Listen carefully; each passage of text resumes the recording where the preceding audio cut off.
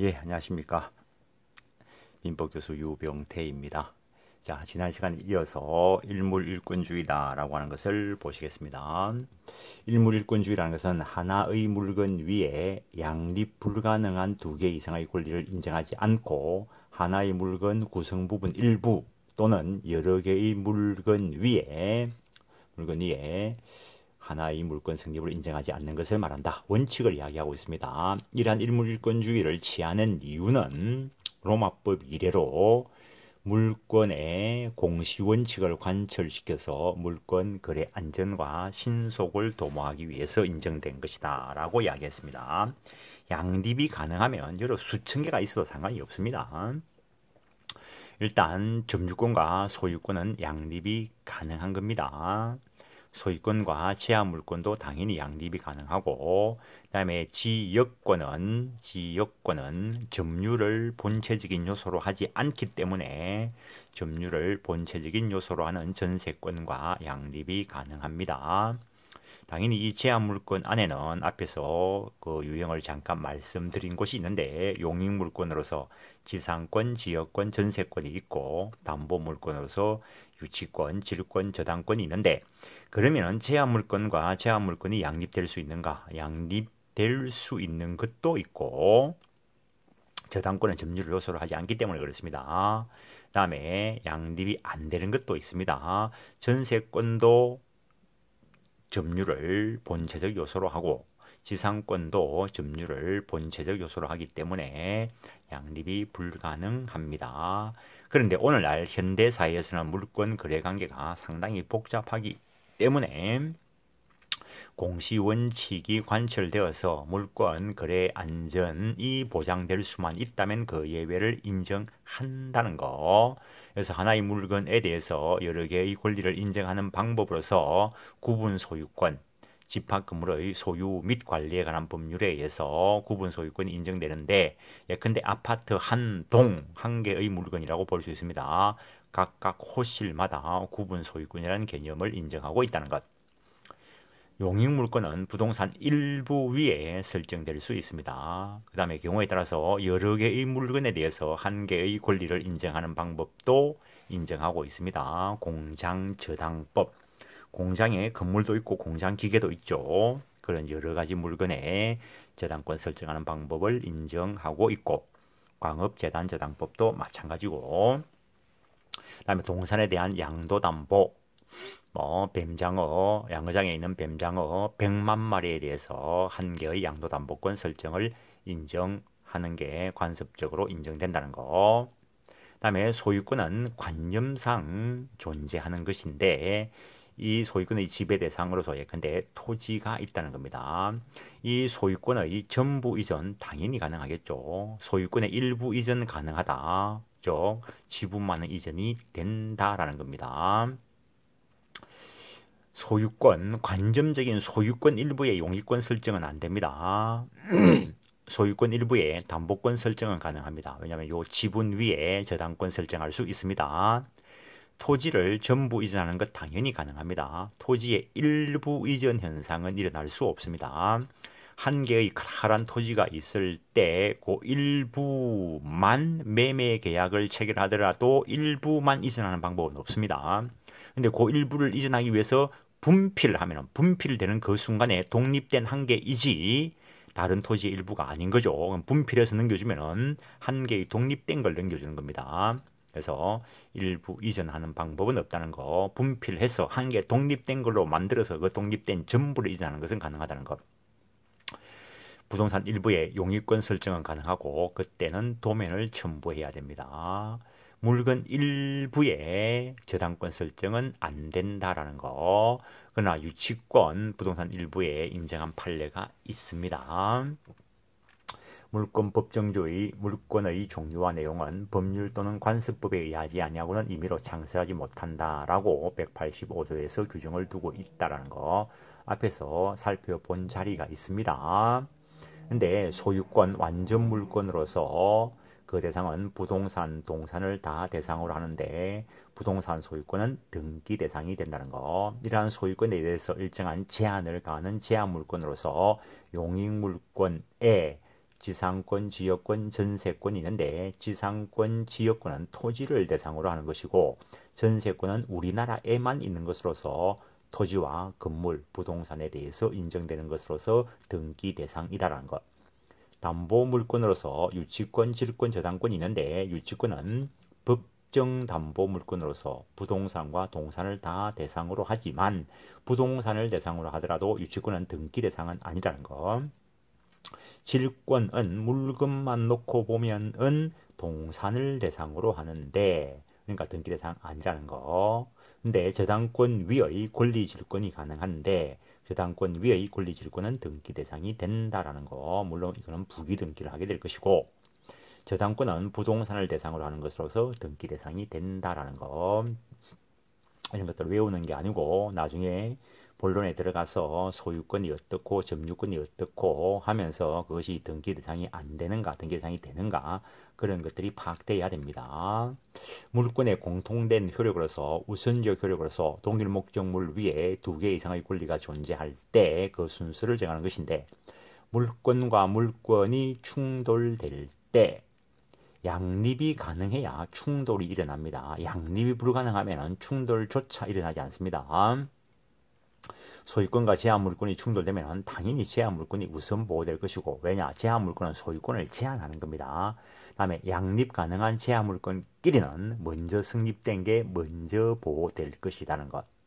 물권과 채권이 충돌되면 물권은 절대권으로서 누구에게라도 효력을 미치는 것이고 채권은 채무자에 대해서만 상대적인 효력이 있기 때문에 물권이 채권보다 우선 보호되는 게 원칙입니다. 예외적으로 가등기된 채권이거나 대항력 갖춘 채권, 주임법, 상임법상 그 임차권, 대항력 갖춘 임차권 이거는 성립 시기에 따라서 먼저 성립된 것이 먼저 보호될 수 있다는 것. 다음에 특별법상 보호되는 권리, 주택임대차보호법, 상가건물임대차보호법상 소액보증금 최우선 변제권, 선박우선 특권, 임금우선 특권 이런 것들이 있다라는 거. 그 다음에 물권적 청구권, 물권의 실효성 확보를 위해서 물권의 기인에서 인정되는 것으로서 사유재산권의 보장적 기능을 하고 자력구제권의 보충적 기능을 한다는 거. 아직까지 자력구제권 공부 안 했습니다. 점유권 쪽에 가서 공부할 것이고 일단 물권적 청구권은 물권 자체는 아니죠. 물권 자체라면은 물권의 종류에서 보였겠죠. 이러한 물권의 효력으로서 물권적 청구권이 인정된다는 거. 그래서 물권 자체는 아니고 그렇다고 해서 채권 자체도 아니다라는 거. 채권은 특정인인 채무자에 대해서만 행사하는 것인데 물권적 청구권은 내 물권을 침해하는 자 누구에게라도 행사할 수 있다는 거. 그래서 순수한 물권도 아니고 순수한 채권도 아니다라는 거.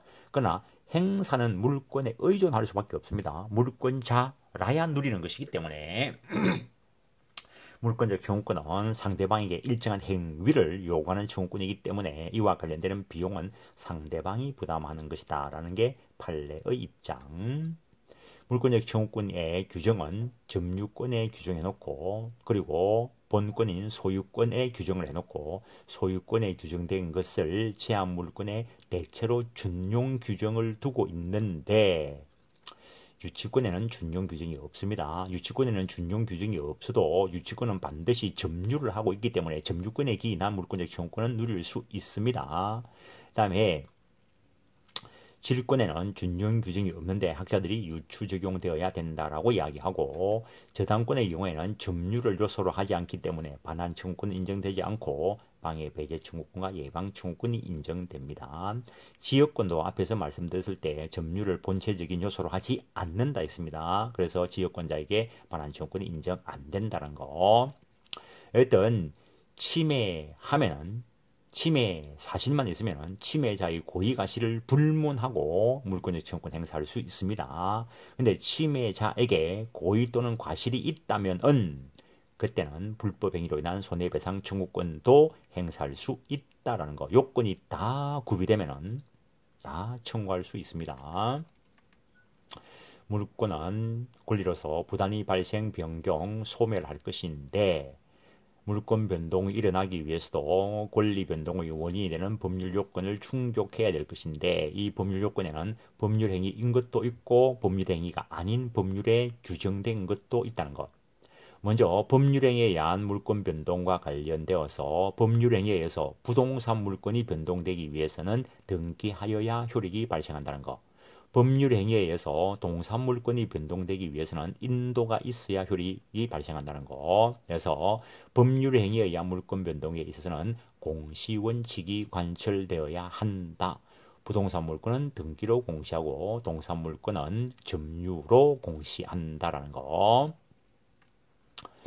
그 다음에 공신의 원칙과 관련돼서 부동산 등기에는 공신력을 인정하지 않는다는 거. 그래서 등기되었다라고 하면은 그자가 등기된 권리를 가진다는 강력한 추정력은 있지만 공신력은 없다라는 거. 그러나 동산을 점유하고 있다면 그 사람은 소유자로 추정을 받기 때문에 그걸 믿으면 선의 취득할 수 있다라는 거.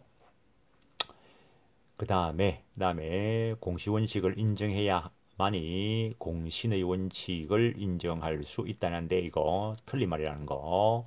공시의 원칙을 인정하지 않아도 공신의 원칙을 인정하는 나라가 있습니다. 독일의 경우에는 부동산, 동산 다 공시의 원칙과 공신의 원칙을 인정하고 있고 프랑스는 부동산에는 공시의 원칙만 인정하고 동산의 경우에는 공신의 원칙을 인정한다는 거. 한국은 부동산에는 공시의 원칙만 인정하고 동산에는 공시의 원칙과 공신의 원칙을 다 인정한다는 것. 옛날에는 이런 법리 연혁 이런 것도 시험에 나왔는데 요즘은 그냥 판례 위주로 가지고 공시원칙의 물권 거래에 한정된다 이러면 틀립니다.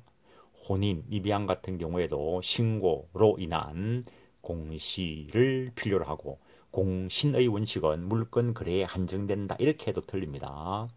표현대리 이것도 일종의 공신력과 관계가 있습니다. 물권 변동의 시기와 관련돼서 법률행위에 의한 부동산 물권 변동은 우리 법원 186조에서 등기하여야 효력이 발생한다 이렇게 규정을 하고 있습니다. 근데 전 세계적으로 봤을 때 법률행위에 의한 물권 변동에 있어서 소유권 이전의 의사의 합치만 있으면은 그때 물권 변동은 일단 일어난다. 당사자 간에. 그걸 의사주의라 하고 의사 합치만 가지고는 안 되고 공시 방법인 등기라는 형식을 갖추어야 물권이 변동된다라고 하는 형식주의가 있는데 어쨌든 우리 법은 형식주의를 취하고 있다라는 것. 그 정도 하겠습니다. 그 다음에 법률행위에 물권이 변동될 때 채권행위와 소유권 이전의 합의라는 물권행위 이 관계가 독자성이 인정될 것인가 인정되지 않을 것인가가 논의가 되는데 일단 채권행위와 별개로 물권행위라는 것이 존재한다라고 보는 게 독자성 인정설이고 채권행위와 물권행위는 합체된 한 몸인 것이지 별개의 독자적인 것은 아니다라는 견해도 있습니다. 그 다음에 채권행위 매매를 하고 소유권 이전에 합의를 하고 등기까지 넘어갔는데 이 매매 채권행위에만 무효 취소 해제 등으로 인해서 소급적으로 실효되었을 때 그 소급적 실효가 물권행위에 영향을 미치는가 라고 물었을 때 미치지 않는다고 보는 것이 무인설. 그래서 채권행위가 소급적 실효되더라도 일단 물권행위는 유효할 수 있다고 보는 게 무인설. 채권행위가 소급적으로 실효되었을 때 물권행위도 영향을 받아서 실효된다. 그걸 유인설이다 라고 보는 겁니다. 독자성을 부정하면 한 몸이니까 채권행위가 실효되면 당연히 물권행위도 실효되겠죠. 그래서 유인설을 따르는데 판례가 독자성 인정설을 따르는가 독자성 부정설을 따르는가에 대해서는 약간의 논의가 있습니다. 근데 어쨌든 판례가 유인설을 취하는 것은 틀림없습니다. 그래서 A와 B 간에 부동산 매매를 하고 소유권 이전에 합의를 하고 B 앞으로 등기가 넘어왔습니다. 그때 매매가 소급적으로 실효되었을 때 무인설에 따르면은 소유자가 누구냐라고 하면은 B가 여전히 일단 소유권을 가지고 있습니다.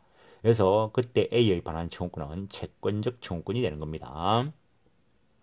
채권적 청구권이 되면은 소멸시효 대상이 되고 뭐 일반적으로 10년 소멸시효 대상이 됩니다. 그런데 이 매매가 실효되었을 때 물권행위가 유인행위라면은 영향을 받아서 같이 실효되니까 이 등기는 이제 잘못된 등기가 되고 말소되지 않더라도 소유권은 A한테 복귀가 되었습니다. 그래서 A가 B한테 행사하는 말소 청구권은 물권적 청구권이 되고 이 소유권에 기인한 물권적 청구권은 소멸시효 대상이 안 된다는 게 판례의 입장이 되는 겁니다. 그래서 어느 쪽을 가는가에 따라서 뒤에 적용되는 법리가 완전히 달라집니다. 일단은 여기서는 그 정도만 하겠습니다. 이거는 민법 전반과 관련되는 설명이 되는 것이고 법률 규정에 의해서 부동산 물권이 변동될 수 있다라는 거. 그다음에 보기에 따라서 법률행위에 의한 물권 변동으로 볼 수도 있고 법률 규정에 의한 물권 변동으로 볼 수 있는 경우도 있습니다. 논의가 있는 것이 있다라는 거. 근데 법률 규정에 의해서 부동산 물권은 등기 없이도 변동되는데 처분하기 위해서는 등기가 있어야 한다. 그래서 이때의 등기를 처분 요건인 등기다라고 이야기합니다. 등기에 대해서 다른 말 없으면은 법률행위에 의해서 물권 변동 일으키는 등기를 이야기할 것이고 이때의 등기를 성립 요건인 등기 또는 효력 요건인 등기다라고 이야기합니다. 근데 등기는 처분 요건인 등기도 있고 대항 요건인 등기도 있습니다. 법률 규정에 의한 부동산 물권 변동과 관련되어서 등기를 필요로 하지 않는 것도 있습니다. 유치권은 법정 담보 물권으로서 등기를 요하지 않지만 부동산을 대상으로 해서도 인정될 수 있다는 것. 법률 규정에 의한 부동산 물권 변동과 관련돼서 법조문에는 상속, 판결, 수용, 경매, 기타 법률 규정 이렇게 되어 있는데 이때 이 판결 권리 변동을 일으키는 형성 판결만을 말한다는 거. 판결에는 확인 판결도 있고 이행 판결도 있고 형성 판결도 있다라는 것. 생각난 김에 일반적으로 농지 등의 뭐 전답 토지 매매의 경우라면 농지 취득 자격 증명원이 필요합니다. 그래서 매매로 인한 이전 등기를 하려고 하면은 농지 취득 자격 증명을 첨부해야 이전 등기가 가능합니다. 그러면은 그 매매로 인한 이전 등기 신청을 안 하고 그 등기 안 넘겨준다고 소유권 이전 등기 하라라는 판결을 받아 가지고 등기할 때는 농지 취득 자격 증명 필요 없는가? 필요합니다. 그때도 만약에 매매로 인한 이전 등기에 있어서 농지 취득 자격 증명이 필요한데 판결을 받아서 할 때 필요 없다 이러면 사람들이 다 회피해 버리겠죠. 그래서 이행 판결을 받더라도 농지 취득 자격 증명이 필요합니다. 경매를 통해서 취득을 하더라도 경매 법률 규정에 의한 부동산 물권 변동으로서 경매로 인한 권리 취득일 경우에는 등기 없이 경락대금 완납일에 소유권 취득을 하는데 등기를 해야 처분을 할 수 있습니다. 그래서 이때도 경락인이 농지 취득 자격 증명원을 첨부해야 등기가 가능합니다. 법을 회피하려다가 큰일 나는 수가 있습니다. 며칠 전에 어떤 분이 그 농지를 매도했는데 농지 취득 자격 증명을 매수인이 신청을 하니까 발급을 안 해주어서 경매를 통해서 하려고 하는데 그 경매 절차가 진행될 수 있도록 해달라 하길래 내가 안 된다 했습니다. 안 된다. 어디서 된다 소리 듣고 와가지고 내한테 해달라고 하는데 안 됩니다. 농지 취득 자격 증명 없이 이전이 가능한 것은 상속인 때는 가능합니다. 근데 정려나 매매 뭐 불문하고 법률행위에 의해서 농지 취득하려고 하면은 농지 취득 자격 증명을 발급받아야 됩니다. 그 정도 하고 다음에 등기 청구권. 등기 청구권, 이게 채권적 청구권인가 뭐 물권적 청구권인가 이런 논의가 있는데, 기본적으로 그냥 186조 일반적으로 말하는 등기 청구권, 법률행위에 의한 부동산 물권 변동과 관련된 등기 청구권입니다. 앞에 올라가서 볼까요? 매매 계약 체결하고 소유권 이전 합의만 가지고 물권 취득 못했습니다. 등기까지 와야 물권이 취득이 됩니다. 그럼 이 사람은 소유권 이전해 달라라고 하는 채권적 권리를 가지는 것이지 물권적 청구권을 가질 수 없죠. 왜냐하면 물권적 청구권은 물권자라야 가지는 것이다 라고 이야기했습니다. 그래서 매매 등 법률행위에 의한 부동산 물권 변동에 있어서의 등기 청구권은 채권적 청구권입니다. 그런데 법률 규정에 의해서 물권이 변동될 수도 있습니다. 그럴 경우에는 물권적 청구권이 나타날 수 있습니다. 법정지상권, 아직 공부 안 했습니다. 지상권 가야 공부합니다. 법률 요건이 충족되어서 법정지상권은 법률 규정에 의한 취득이기 때문에 등기 없이 일단 취득이 됩니다. 그러니까는 등기 없이 법률 규정에 의해서 지상권 취득한 자가 지상권자로서 행사하는 지상권 설정 등기 청구는 물권적 청구권이 될 것이라는 거죠. 다음에 시효 취득도 법률 규정에 의한 취득이긴 하지만 시효 취득 조문에서 등기하여야 효력이 발생한다라고 되어 있습니다. 그때 그 등기 청구권은 채권적 청구권이 된다는 겁니다. 이것도 상당히 중요한 문제가 있는데, A 소유로 등기가 되어 있습니다. A 소유로. 근데 B가 매매로 점유를 넘겨받았습니다. 그러면 이 B는 A에 대해서 매매로나 이전 등기 청구권을 가집니다.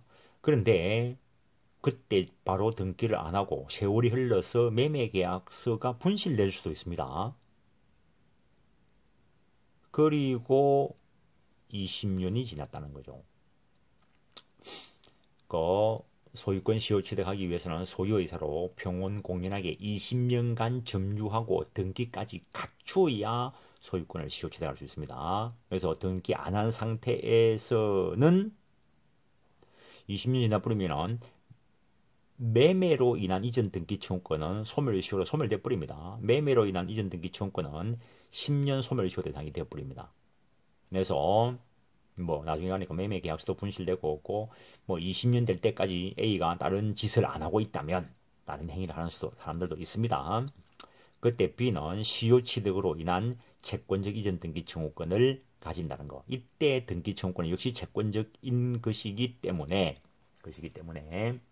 소멸시효 대상이 될 수 있을까가 문제가 되는데, 점유를 계속하고 있다면은 소멸시효에 걸리지 않는다는 거. 소멸시효에 걸리지 않는다는 거.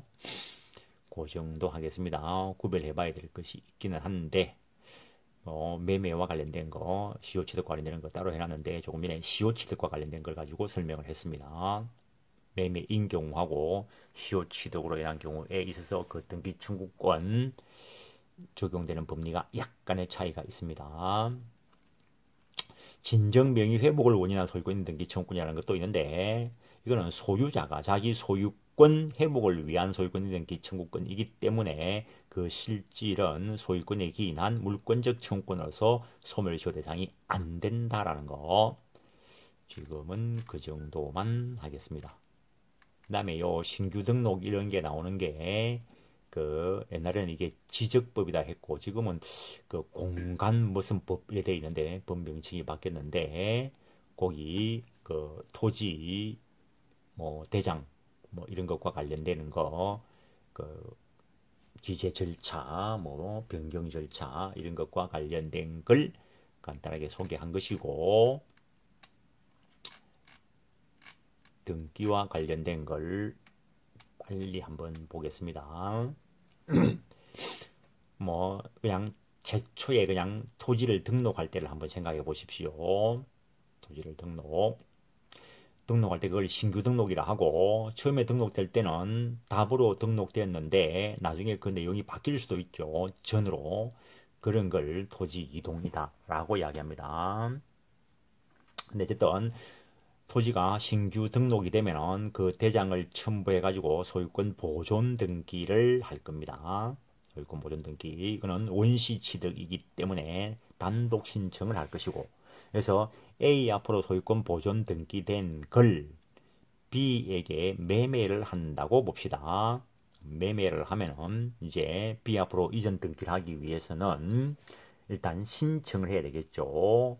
매매의 경우에는 A, B가 공동 신청해야 되고, 그래서 둘이서 손잡고 등기소 갈라 하니까 귀찮으니까 법무사한테 맡기면은 대리해서 등기를 신청하는 겁니다. 그다음에 등기소에 출석해서 신청해야 된다. 경우에 따라서 단독 신청하는 경우도 있다라는 거. 권리 다툼의 여지 때문에 권리자 의무자가 공동 신청하게 만들어 놓은 겁니다. 권리 다툼의 여지가 없다면 단독 신청하게 합니다. 관공서, 국가기관 등의 관공서가 할 경우에는 촉탁을 허용합니다. 그때는 출석 의무가 면제되고 우편 점수로도 할 수 있다는 것. 요즘은 컴퓨터로 촉탁을 하는 경우가 상당히 많습니다. 전자로.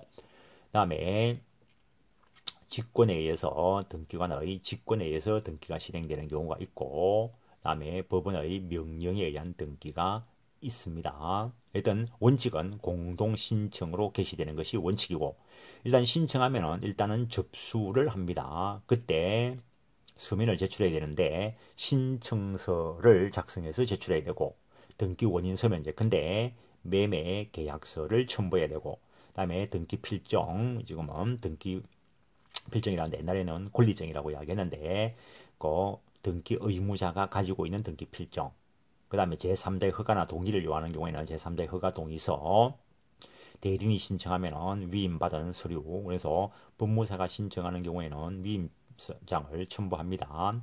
그 다음에 주소 증명서면, 매도인의 주소 이력이 나오는 주민초본, 매수인의 주민등록 초본. 왜냐면은 매수인은 주소 이력이 나와야 등기부에 기재되어 있는 주소하고 일치되는 것이 있어야 될 것이고, 매수인은 그 주민등록을 보고 등기부에 기재를 할 거기 때문에 주소 증명서면, 그 다음에 주민등록 번호 증명서면, 그 다음에 뭐 토지라면 대장, 뭐 건물이라면 건축물 대장, 뭐 도면이 필요하면 도면, 그다음에 매도인의 인감증명서 이런 것들이 필요합니다. 외울 사항은 아니고 그냥 한 면에 다 내다 보니까 그냥 이래 놓은 겁니다. 그럼 접수를 하고 심사를 하게 되는데 형식적 심사주의, 법이 요구하는 것들을 갖추었나 안 갖추었나 딱 그걸 판단합니다. 그래서 한 개라도 그 누락되어 있으면 보정을 시킵니다. 보정. 일단 관할 위반하면은 이거는 각하시켜야 되고, 관할 위반 등기가 되면 그 무효입니다. 등기할 사항이 아닌 것이 등기되어도 무효입니다. 그래서 이런 것들은 각하되어야 될 것이고, 나머지 또 각하 사유가 있습니다. 그래서 이런 형식적 심사를 통과하고 나면은 이제 뭐 등기부에 기재하게 될 것이고, 뭐 교합을 하게 될 것인데, 교합되고 나면은 등기 필정 교부하고, 그 다음에 세무서에 과세자료 송부하고 할 것인데, 이제 교합되면은 소급해서 신청한 때 효력이 있는 것으로 다루어진다. 법을 개정해서 그렇게 두고 있습니다. 과거에 효력 발생 시기와 관련돼서 상당히 다툼이 있었습니다. 등기부에는 그 물리적 사항을 기재하는 표제부가 있고, 그 다음에 소유권에 관한 사항을 기재하는 갑구가 있고, 소유권 이외의 등기 대상인 것을 기재하는 을구가 있습니다. 그래서 표제부 표시란에 토지라면 대상을 지정해야 되죠. 그게 어디에 있는가. 그리고 지번, 딱 그래야 딱 그 토지가 딱 특정이 되겠죠. 그리고 그 용도, 지목을 기재하고 면적을 기재한다라는 거. 물리적 사항은 표제부 표시란에 기재를 하고, 갑구에는 소유권에 관한 사항, 즉 소유권, 그와 관련되는 환매권, 소유권과 관련되는 가등기, 가처분, 가압류 이런 것들은 갑구에 기록이 되고, 소유권 이외의 권리와 관련되는 거, 서로서 등기 대상인 거, 지상권, 지역권, 전세권, 저당권부, 권리질권, 그리고 이런 것들과 관련된 가등기, 가처분, 가압류, 그다음에 임차권 등기한다면 환매권도 소유권 이외의 권리와 관련된 환매권 이런 것들이라면 월구에 기록이 되어야 할 것이다라는 거. 그다음에 등기가 되고 났을 때 등기는 뭐 형식적 유효 요건도 갖춰야 되고 실질적 유효 요건을 갖추고 등기가 되고 나면은 효력을 가지는데 권리 이전적 효력, 순위 확정력, 대항력, 뭐 형식적 확정력, 그리고 추정력, 그다음에 등기의 점유적 효력 이런 것들이 인정되는데 우리 법상 등기의 공신력은 인정하지 않는다는 거. 그다음에 등기의 종류를 또 일정한 기준에 따라서 분류해 볼 수 있는 걸 간단하게 해 두었습니다. 그래서 기본적으로 매매로 인한 이전 등기를 가지고 등기가 이야기되는데 이게 지상권 설정 등기라면 기본 원리가 그대로 적용됩니다. 첨부 서면에 좀 차이가 있을 수 있겠지만 그래서 이번 시간에는 이 정도를 하고 그리고 그 물권법 수업 들으시는 학생들은 또 그 교과서 진도를 나가고 일정하게 진도를 나가고 나면은 또 이렇게 간단하게 또 정리를 하고 그리고 경우에 따라서는 중요 판례도 소개하는 식으로 그 대학 수업을 진행을 하겠습니다. 하여튼 이번 코로나 사태 때문에 여러 가지 불편한 점이 있겠지만 건강 관리 잘 하시고 누구에게나 다 힘듭니다. 저도 대학 다닐 때 힘든 때가 있었겠죠. 잘 극복하시고 하여튼 건강 관리에 특히 유념하고 빨리 종식되어서 밝은 모습으로 수업 시간에 보기를 희망합니다. 예, 수고하셨습니다.